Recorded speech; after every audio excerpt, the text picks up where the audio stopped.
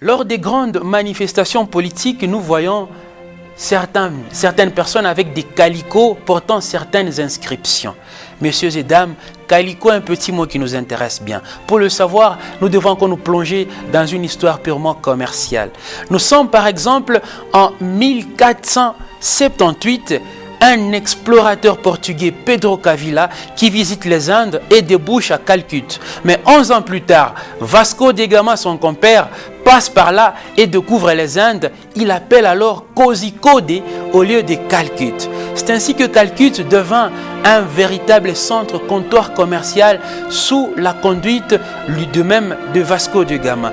Mais attention, en 1792, Calcutta passa sous la domination britannique et devint un véritable centre commercial très florissant sous le compte de l'Empire britannique. Alors les Anglais, pour vanter le mérite de l'étoffe qui était vendue à Calcutta, ils ont parlé des Cloth of Calcutta, qui veut dire étoffe de Calcutta, ou encore les tissus qui sont vendus à Calcutta, parce que même certains autres explorateurs avaient aimé cela.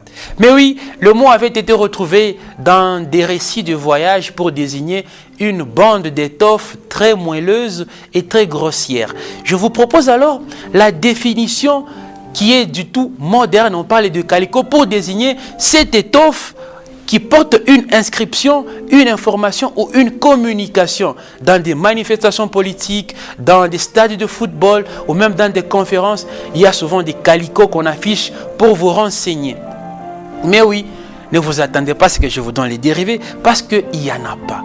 Mais vous savez, à bon vin, point d'enseigne. Tâchez d'y penser.